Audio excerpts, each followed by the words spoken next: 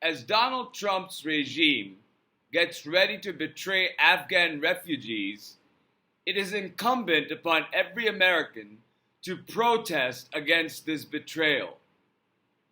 Afghan refugees in America are here because they helped American troops in the war in Afghanistan. If they were returned to Afghanistan, the Taliban would kill them. It is really as simple as that. We cannot betray these friends and partners who helped us. Call on your elected representatives to object to these deportations. Demand court hearings and due process, and make sure that they don't get wrapped up in the illegal removals that Donald Trump is now doing to El Salvador and to South Sudan and God knows what other detention centers all over the United States, where there are private detention facilities where they go as far as attacking and arresting mayors of the city where that facility is located, as well as go forward to charge a member of Congress who was performing her oversight duties to see how the ICE facilities were conducting their business. Federal courts across the nation also agree on the fact that Donald Trump is defying court orders and issuing illegal executive orders. Just today, not very long ago, the Court of International Trade, which falls under the federal jurisdiction of the United States, ruled that Donald Trump's tariffs were all unconstitutional and void because they violate certain parts of the Constitution and does not pass muster in applying the emergency powers that Donald Trump assumes in levying these tariffs.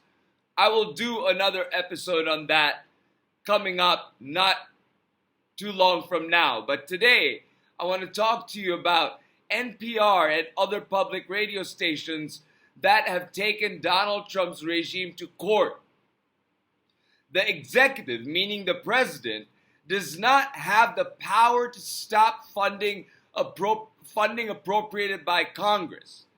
The money appropriated belongs to NPR and other public news agencies, and Donald does not have the constitutional authority to withhold that funding.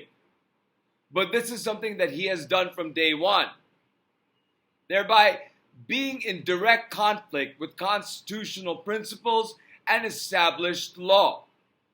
Same goes for canceling contracts and grants awarded to educational institutions.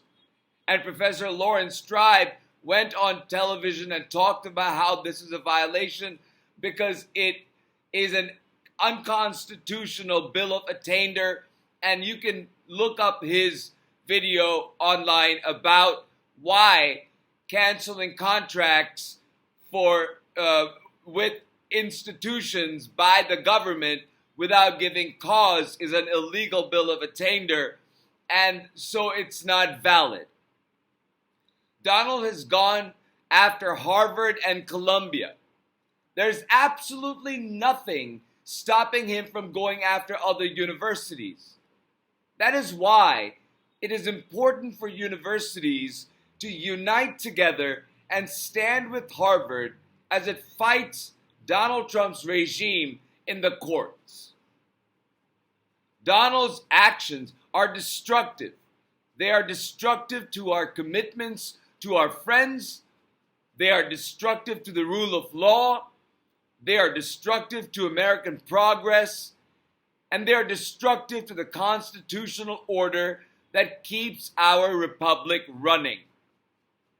Do not stay quiet as you see these attacks continuing to mount as Donald's regime digs in to defy our Constitution and republic. Call your representatives in Congress. Call your state and local elected officials. Be polite. but be bold and assertive in demanding that our elected leaders stand up for fundamentally American principles, our Constitution, and the rule of law. With that said, thank you so much for listening. Please like, share, and subscribe, and I will talk to you soon.